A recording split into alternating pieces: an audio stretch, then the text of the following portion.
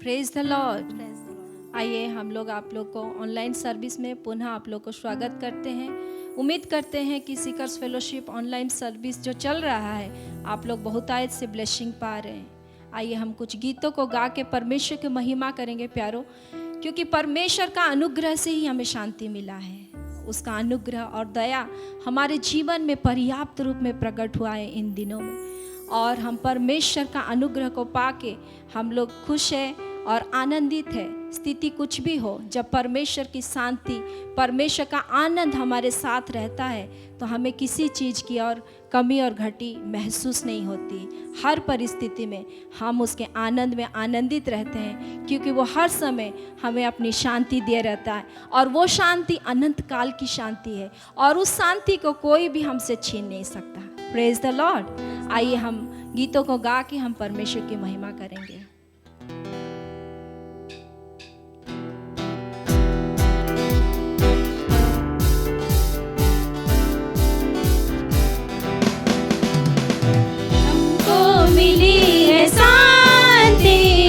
प्रभु तेरे उदार मन से हमको मिली है शांति, प्रभु तेरे उदार मन से।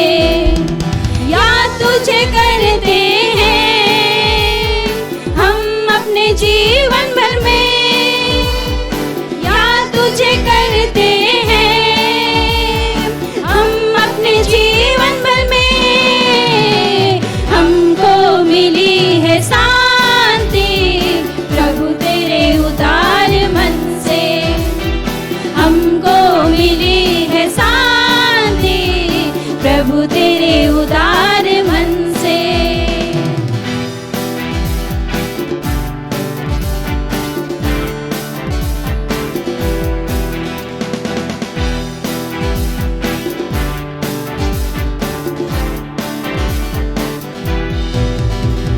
सुन कर तेरा नाम हम करते हैं प्रणाम, सुन कर तेरा नाम हम करते हैं प्रणाम।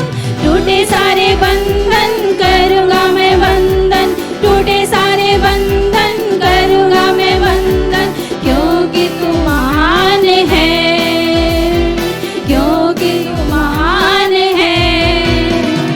हमको मिली है शांति प्रभु तेरे उदार मन से, हमको मिली है शांति प्रभु तेरे उदार मन से।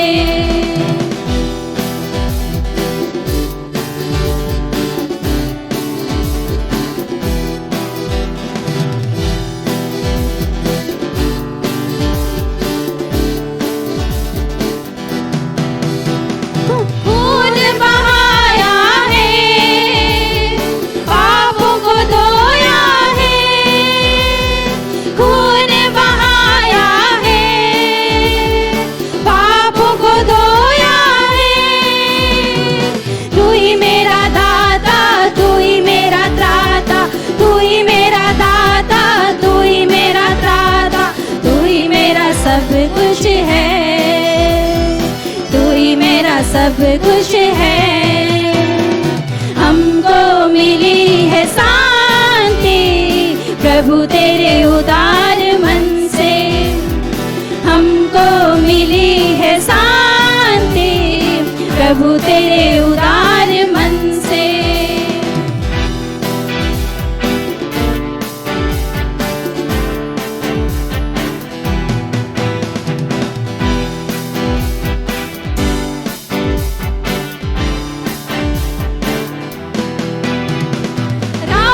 तो लंबी है, साथी तू ही है, राह तो लंबी है, साथी तू ही है।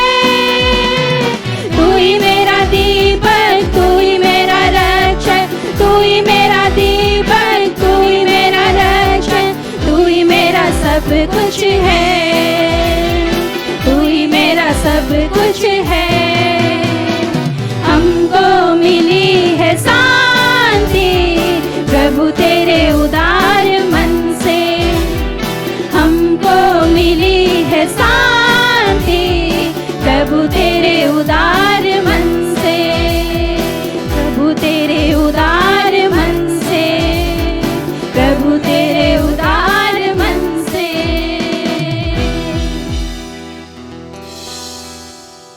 Hallelujah, praise the Lord.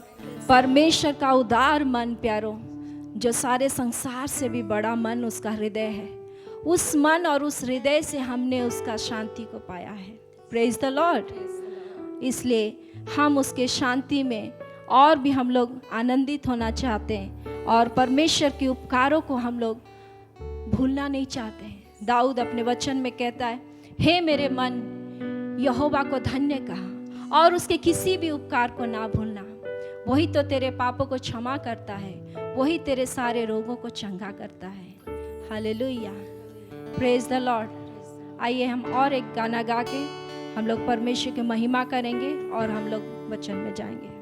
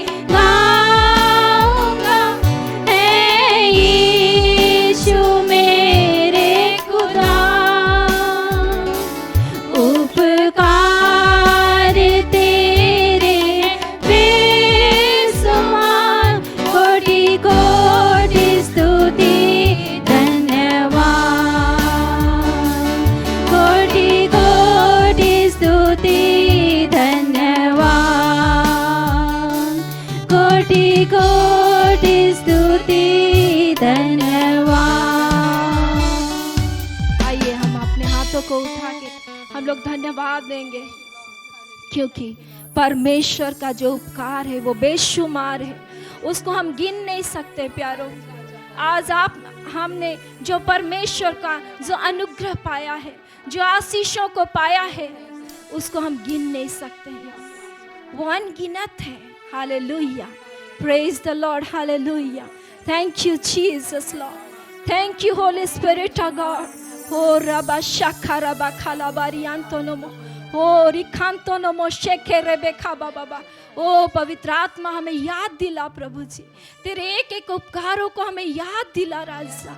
कई लोग प्रभु जी तेरे उपकारों को पाके भूल जाते हैं प्रभु, और प्रभु जी अपने वर्तमान का वो परेशानियों में घिर के प्रभु जी वे लोग चिंतित हो जाते हैं प्रभु। लेकिन परमेश्वर प्रभु बचपन से लेके माँ के गर्भ से लेके अब तक प्रभु जी तूने जो अनुग्रह किया है, तूने जो आशीष किया है राजा, जब उसको वो गिनने लगेंगे, ओ लॉर्ड प्रभु जी सचमुच वो अनगिनत रहेगी प्रभु।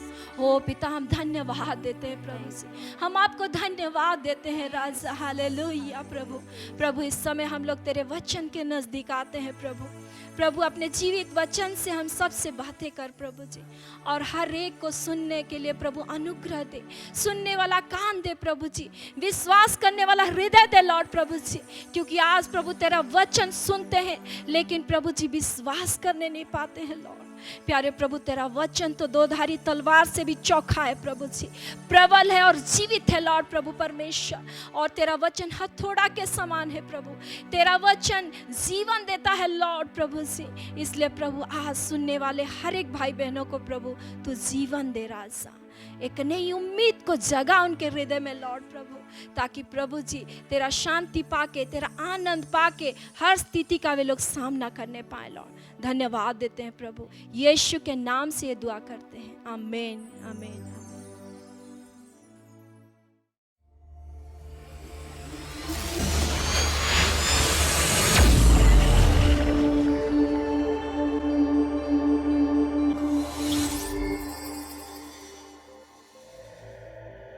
के साथ में व्यक्तिगत संबंध परमेश्वर ने रखा। हालेलुया। हम पढ़ते हैं उत्पत्ति 17:1-3 में, जब परमेश्वर अपने आप को इब्राहिम के जीवन में प्रकट करता है, परमेश्वर उनका नाम को बदलता है अब्राम से इब्राहिम। कब? जब परमेश्वर अपने आप को प्रकट करता है। Hallelujah.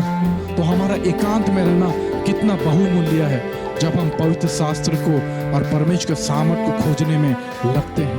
Praise the Lord. Hallelujah, hallelujah. तो ये एक बहुत बड़ी आशीष है हमारे जीवन में। इसलिए जो भी समय अभी चल रहा है उस समय का आप भरपूरी से सदुपयोग या फायदा उठाइए। एकांत में पवित्र शास्त्र के साथ में रहिए, परमेश्वर सामर्थ के धुन में खोज में रहिए। अगर हम पढ़ते हैं यिर्मयाह की पुस्तक उसका 32 अध्याय उसका 27 पद में, वहां पर बाइबल साफ रीति से कहती है, मैं तो सब प्राणियों का परमेश्वर हूं, क्या मेरे लिए कोई भी काम कठिन है? मैं सब प्राणियों का परमेश्वर अपने विषय में कहता है, मैं सब प्राणियों का परमेश्वर हूं, क्या मेरे लिए कोई काम कठिन है? ये सवाल आज परमेश्वर आपसे और मुझसे पूछता है। परमेश्वर आपसे और मुझसे कह रहा है, आपका क्या जवाब है? आपका क्या जवाब है? परमेश्वर अपने विषय में कहता है कि मैं सब प्राणियों का परमेश्वर हूं, क्या मेरे लिए कोई काम कठिन है?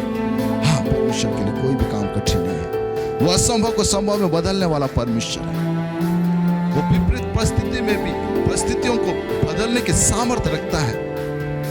आप और हम उस परमेश्वर के जीवित वचन को सुन रहे हैं। बाइबल कहती है, आकाश और पृथ्वी टल जाएगी पर उसका वचन कभी नहीं टलेगा। यहाँ पर परमेश्वर अपने विषय में ये गुण को प्रकट कर रहा है मेरे प्यारे, कि वो सब प्राणियों का परमेश्वर है और उसके लिए कोई भी काम कठिन नहीं है, कोई भी काम असंभव नहीं है। और परमेश्वर जो भी करता है वो भला ही करता है, वो अच्छा ही करता है। हाँ मेरे प्रिय, जो बातें, जो वरदान की बातें आपको मिला है उनके विषय में निश्चिंत मत रहिए।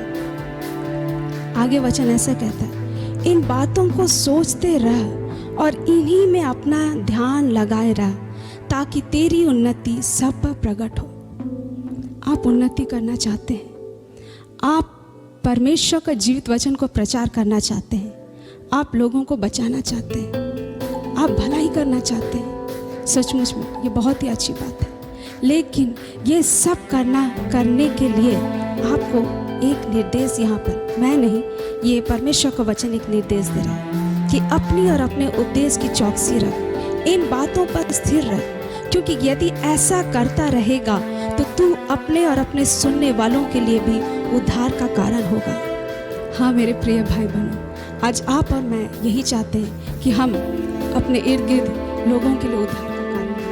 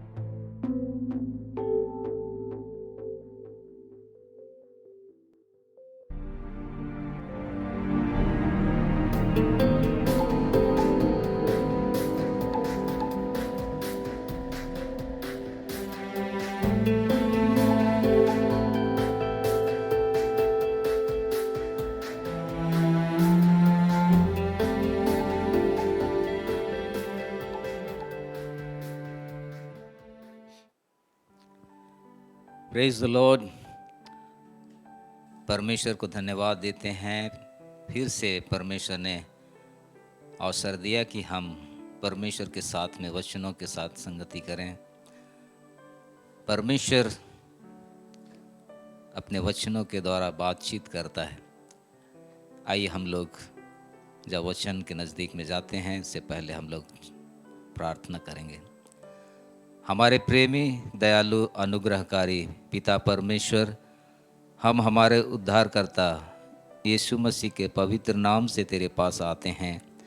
हम तेरा धन्यवाद करते हैं प्रभु जी।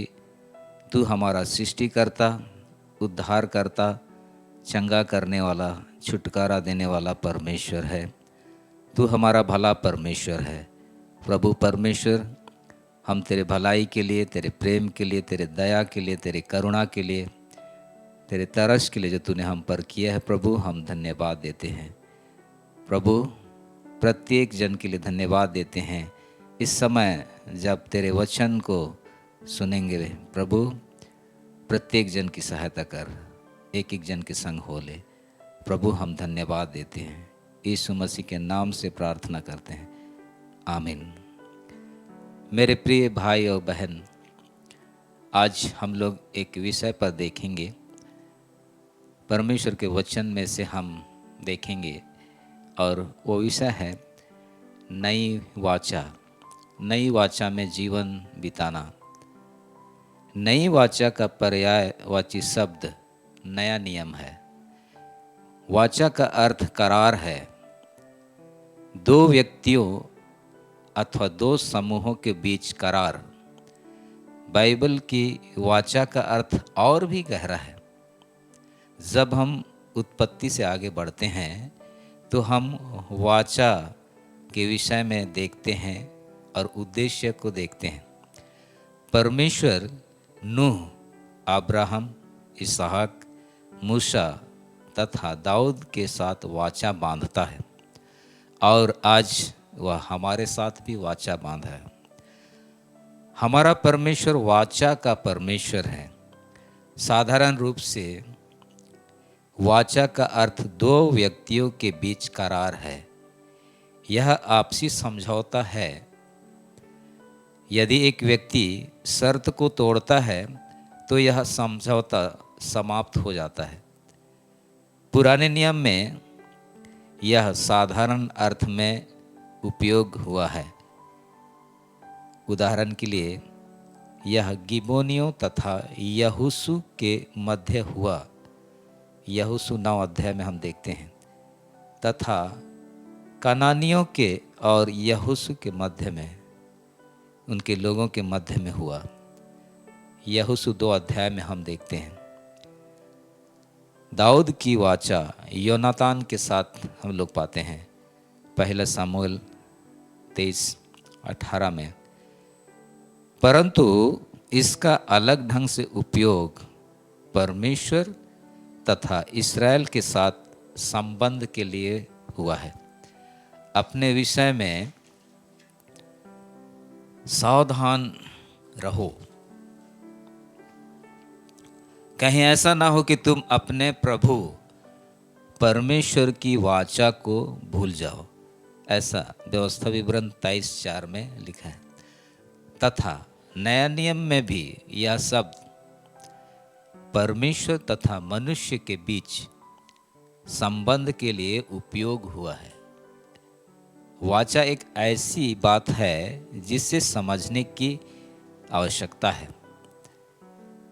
पहली बात, यह दो समान व्यक्तियों के बीच समझौता है।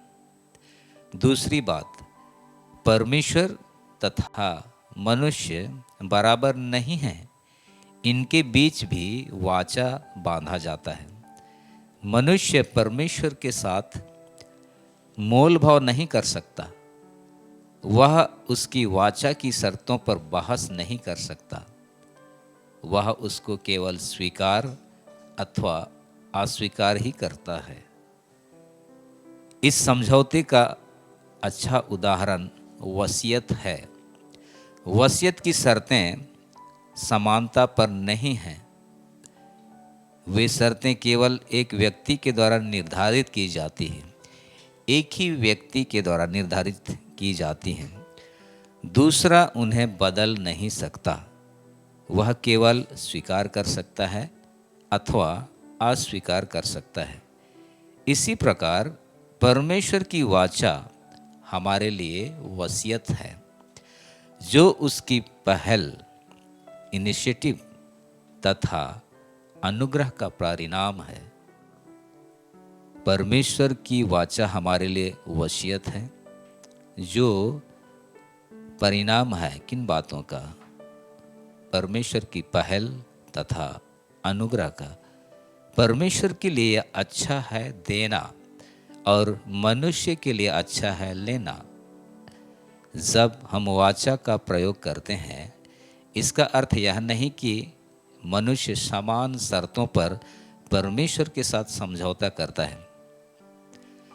इसका हमेशा अर्थ यह है कि यह परमेश्वर की पहल है, परमेश्वर इनिशिएटिव लेता है, उसकी शर्तें हैं, मनुष्य इनमें जरा भी बदलाव नहीं कर सकता है। हमारी बाइबल पुराना नियम अर्थात पुरानी वाचा तथा नया नियम अर्थात नई वाचा को मिलकर बनी है। हम कह सकते हैं कि पवित्र शास्त्र परमेश्वर की पुरानी वसीयत तथा नई वसीयत का जोड़ है, क्योंकि पुरानी वसीयत में कमी थी, इसलिए नई वसीयत आई। क्योंकि यदि पहली वाचा निर्दोष नहीं होती तो दूसरे के लिए अवसर ना ढूंढा जाता। इब्रानियों 8:7 में ऐसे लिखा है। नई वाचा की स्थापना से उसने प्रथम वाचा को पुरानी ठहरा दिया, और जो वस्तु पुरानी हो जाती है और जीर्ण हो जाती है, ऑब्जोलेट हो जाती है, उसका मिट जाना जरूरी है। इब्रानियों 8:12-13 को पढ़ने से ये वचन को हम पाते हैं। पहले हाथ से धकेलने वाली घास काटने वाली मशीन का उपयोग किया जाता था। मैंने एक जगह में देखा है, घास काटा जाता है और उसके लिए मशीन का उपयोग करते हैं और हाथों से चलाते हैं। इसमें कोई कमी नहीं थी, पर सारा काम करती थी जो उसे करना चाहिए था। फिर भी जब पेट्रोल से चलने वाली मशीन आई तो चलाने वाली मशीन का प्रचलन या उपयोग कम हो गया। यही बात सुनने वाली ध्वनिक कैसेटों के बारे में है। जब से नई वीसीडी तथा कंप्यूटर की रिकॉर्डिंग आई, कैसेट का प्रचलन कम हो गया। प्राय अब कैसेट कोई व्यवहार नहीं करते हैं, उसका उपयोग नहीं करते हैं, प्रचलन उसका बंद हो गया। प्रचलन कम होने का अर्थ खराब होना नहीं, परंतु किसी नई और बढ़िया वस्तु के आने के कारण इसका उपयोग बंद होना है। पुरानी वाचा ने अपना कार्य किया, उसने पाप को दर्शाया तथा मसीह के मार्ग की ओर संकेत किया। अब हम धन्यवादित हो सकते हैं कि हम नई वाचा के अंतर्गत जी रहे हैं। वर्षों पहले साम्यवादी कम्युनिस्ट का मतलब है किसी भी जगह में, किसी भी देश में जो मुख्य उत्पादन का जो साधन होता है, जैसे कि खदान, माइंस या तो फैक्ट्रियाँ, तो उसके जो मालिक होते हैं पब्लिक लोग होते हैं, तो उस जगह में, उस स्थिति में साम्यवादी का शासन होता है। तो रूस में साम्यवादी शासन था और उस समय में एक विश्वासी गुप्त प्रार्थना सभा में जा रहा था। एक पुलिस अधिकारी ने उसे रोककर पूछा, कहाँ जा रहे हो? सीधा उत्तर अगर वो देता तो उनके अन्य विश्वासियों को वो पकड़वा सकता था, क्योंकि रूस में प्रार्थना के लिए जाना, प्रार्थना करना वहाँ मना था उस टाइम में, साम्यवादी समय में। परंतु परमेश्वर ने उसे बुद्धि दी और उसने कहा, मेरा सबसे बड़ा भाई मर गया है, मैं उसकी वसीयत की सुनवाई को सुनने जा रहा हूँ। स्वर्ग से भेजा गया यह उत्तर उचित रूप में नई वाचा को बताता है। यह नई वसीयत है, पिता की इच्छा को पूरी तरह घोषित करने वाली। हालेलुया। नई वाचा के क्या क्या गुण हैं? मसीह के जन्म से लगभग 600 वर्ष पहले यिर्मयाह नबी ने नई वाचा को लिखा, जिसमें हम नई वाचा के गुणों को हम देखने पाते हैं। हम लोग इसको पढ़ेंगे, यिर्मयाह 31 से 34 तक। इसमें ऐसा लिखा है, फिर यहोवा की यह भी वाणी है, सुन, ऐसे दिन आने वाले हैं जब मैं इस्राएल और यहूदा के घरानों से नई वाचा बांधूंगा। वह उस वाचा के समान ना होगी जो मैंने उनके पुरखाओं से उस समय बांधी थी, जब मैं उनका हाथ पकड़कर उन्हें मिस्र देश निकाल लाया। क्योंकि यद्यपि मैं उनका पति था, तो भी उन्होंने वह वाचा तोड़ डाली। परंतु जो वाचा मैं उन दिनों के बाद इस्राएल के घराने से बांधूंगा, वह यह है, मैं अपनी व्यवस्था उनके मन में समवाऊंगा और उसे उनके हृदय पर लिखूंगा, और मैं उनका परमेश्वर ठहरूंगा और वे मेरी प्रजा ठहरेंगे। यहोवा की यह वाणी है।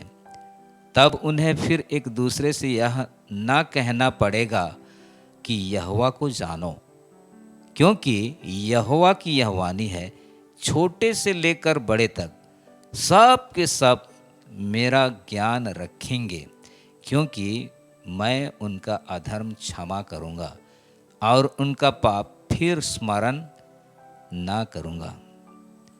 फिर और भी यिर्मयाह की पुस्तक में लिखा है, 32 अध्याय 39 और 40 में, मैं उनको एक ही मन और एक ही चाल कर दूंगा कि वे सदा मेरा भय मानते रहें, जिससे उनका और उनके बाद उनके वंश का भी भला हो।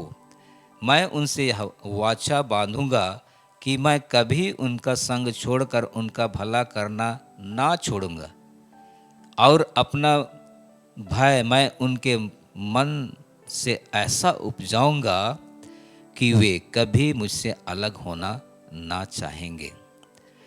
तो इन वचनों के आधार पर हम लोग वाचा के जो गुण है, नई वाचा के जो गुण है, उनको हम जानने पाएंगे। हम लोग देखेंगे इनमें से क्या क्या यहाँ पर लिखा गया है।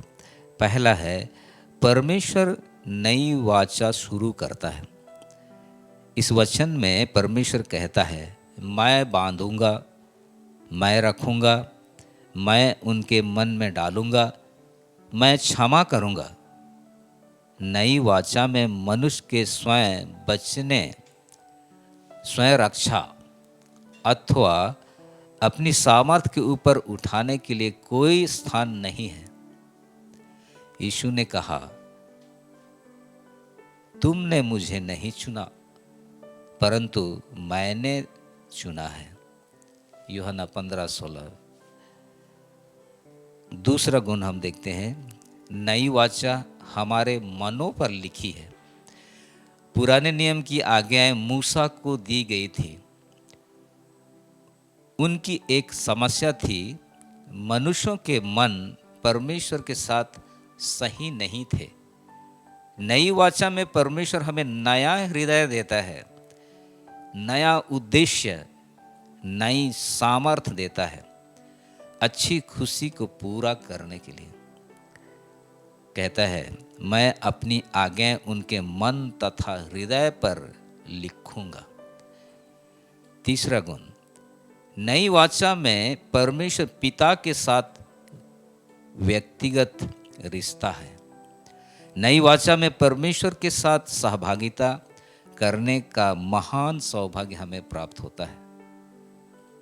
पुरानी वाचा में केवल कुछ ही लोग, जैसे अब्राहम, मूसा, वे ही व्यक्तिगत रूप से परमेश्वर से मुलाकात की, और वह भी लगातार नहीं, केवल कुछ अवसरों पर। ज़्यादातर लोगों के लिए परमेश्वर अगम्य परमेश्वर है, मतलब परमेश्वर तक नहीं पहुंच सकते हैं मनुष्य, ऐसा परमेश्वर है। नई वाचा में परमेश्वर पिता बन गया, हमारा पिता बन गया। लोगों के साथ ज़्यादा व्यक्तिगत संबंध हुआ। वह कहता है, मैं उनका परमेश्वर हूँगा और वे मेरी प्रजा। हालेलुया। चौथा गुण, नई वाचा प्रभु के बारे में सीधा ज्ञान देती है। यह हमारे लिए संभव है कि सृष्टिकर्ता परमेश्वर को व्यक्तिगत तथा घनिष्ठ रूप से जाने। हम स्वयं अपने आप तथा उसकी योजनाओं को जान सकते हैं। प्रभु कहता है, वे मुझे जानेंगे। पांचवा गुण है, नई वाचा पक्षपाती नहीं है। नई वाचा सिर्फ बड़े लोगों के लिए ही नहीं, परंतु यह तो कमजोर और नीचे लोगों के लिए भी है। वे सब छोटे से बड़े तक सब मुझे जानेंगे, ऐसा वचन कहता है। छठवां गुण, नई वाचा क्षमा की वाचा है। पुरानी वाचा में क्षमा का पैमाना था। पैमाना कहने से एक मापदंड, परंतु सारे बलिदानों में पापों को याद करना जरूरी था। इब्रानी 10:3 में हम पढ़ते हैं। और नई वाचा में परमेश्वर ना केवल क्षमा करता है, परंतु पापों को फिर याद नहीं करेगा।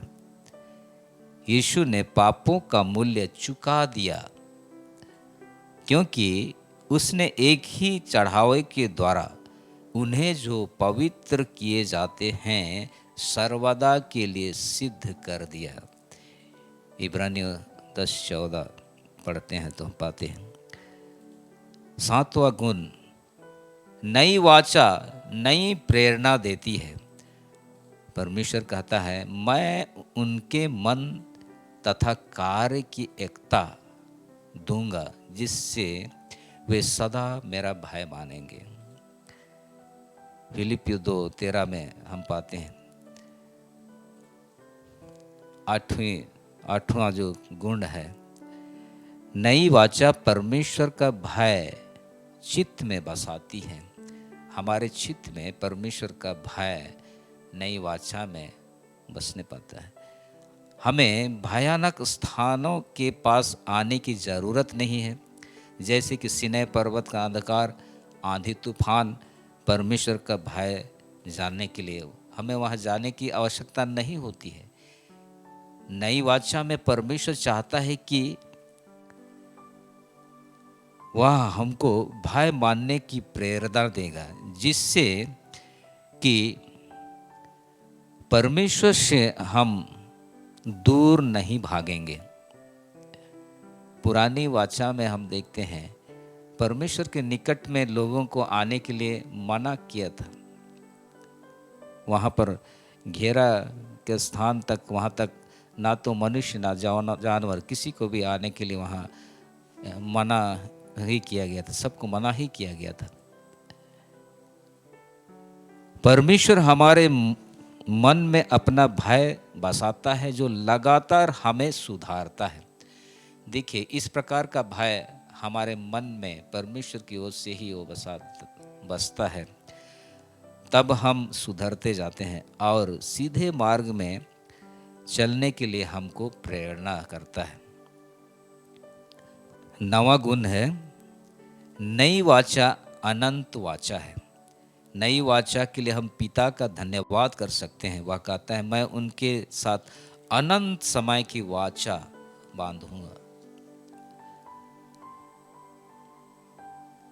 पुरानी वाचा और नई वाचा में कुछ अंतर है।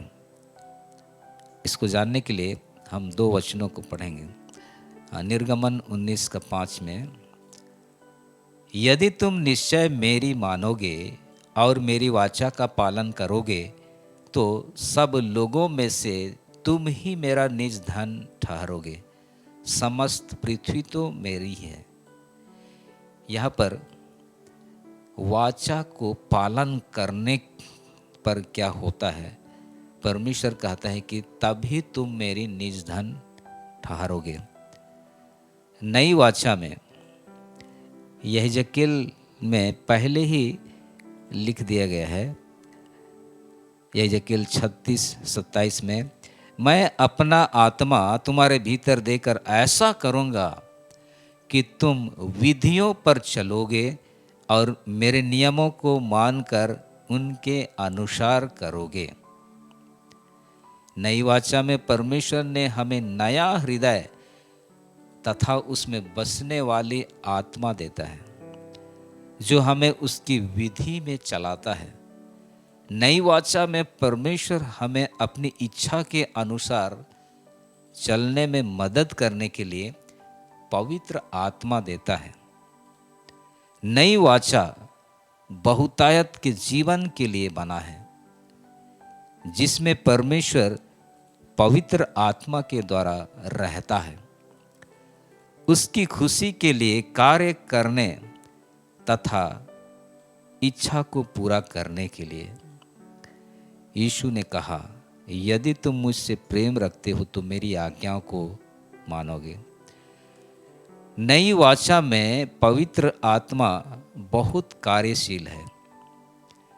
यदि उसको कार्य करने के लिए अनुमति नहीं दी जाती तो विश्वासी बंधन में रहेगा और पुरानी वाचा में रहेगा। यह आवश्यक है कि हम पवित्र आत्मा के काम करने के लिए स्थान बनाएं।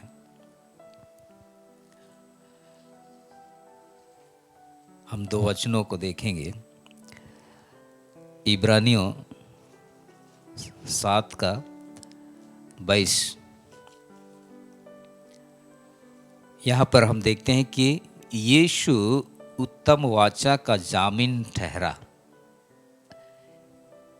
जामीन अर्थात आश्वासन देने वाला या तो गारंटी देने वाला। हम लोग इसको पढ़ेंगे। इब्रानियों 7:22 से आगे हम लोग पढ़ेंगे। इस प्रकार यीशु एक उत्तम वाचा का जामीन ठहरा। वे तो बहुत बड़ी संख्या में याजक बनते आए। इसका कारण यह था कि मृत्यु उन्हें रहने नहीं देती थी, पर यह युगानुयुग रहता है। इस कारण उसका याजक पद अटल है। इसीलिए जो उसके द्वारा परमेश्वर के पास आते हैं वह उनका पूरा पूरा उद्धार कर सकता है, क्योंकि वह उनके लिए विनती करने को सर्वदा जीवित है। यीशु मसीह ने जो पहले याजक का काम करते थे, वहाँ पर बलिदान चढ़ाया जाता था। लहू लेकर वेदी में लिया जाता था और वहाँ पर चढ़ाया जाता था। और जब यीशु मसीह आया तो खुद उसने अपने पवित्र बहुमूल्य लहू को बहाया, अपने आप को बलिदान किया, अपना ही पवित्र लहू को उसने बलिदान किया। और इस प्रकार से वो उत्तम वाचा जो पुराना जो वाचा है वो पुराना जब हो गया, जीर्ण हो गया, ऑब्सोलेट हो गया, तो उसको हटाने की आवश्यकता हुई। तब यीशु मसीह ने जो काम किया क्रूस पर, उसके द्वारा से वो उत्तम वाचा का जामीन ठहरा।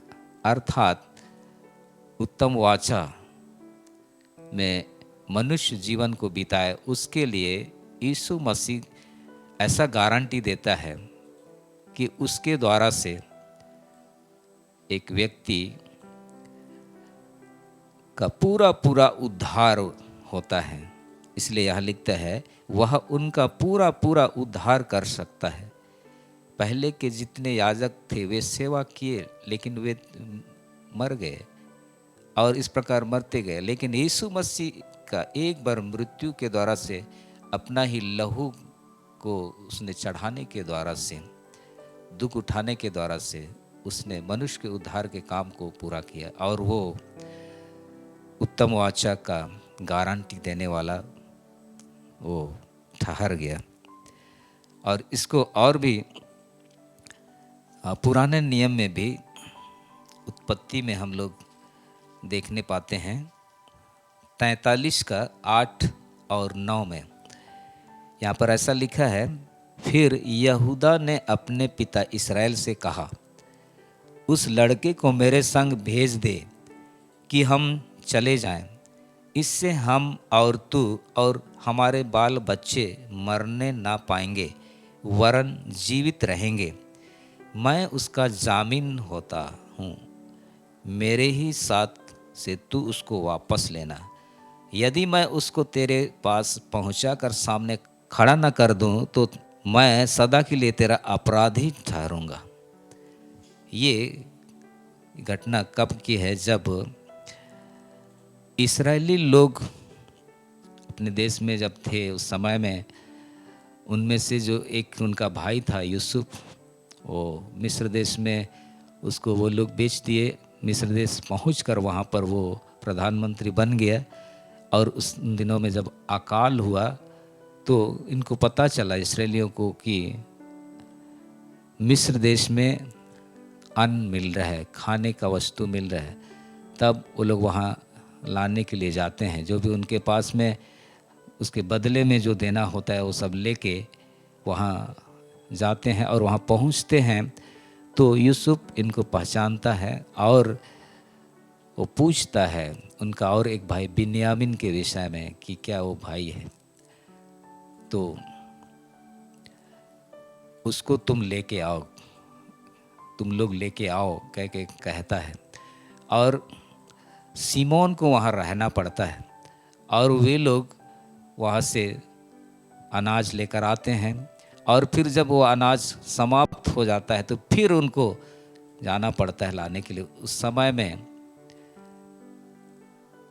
जो इस्राएल याकूब वो कहता है कि मेरा जो पुत्र सिमोन तो वहाँ रह गया और अब बिन्यामिन को भी वो वहाँ आने के लिए कहता है, ऐसे में तो कैसे मैं जीऊँगा। तब यहाँ पर यहूदा कहता है,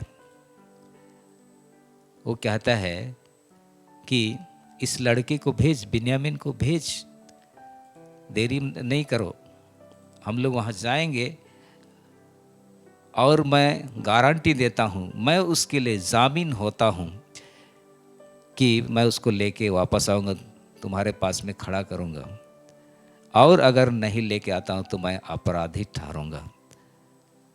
तो यहाँ पर वो यहूदा ये गारंटी देता है कि बिन्यामिन को वो सुरक्षित वापस अपने पिता के पास में लेके आएगा, क्योंकि वहाँ का जो प्रधानमंत्री है वो उसको बोला है कि उसको लेके आना है। तो इस प्रकार से जामिन वो यहूदा बन जाता है और तब याकूब या इस्राएल अपने बेटों को पुनः दूसरी बार भेजता है। तो यहाँ पर कुछ वहाँ पर पाने के लिए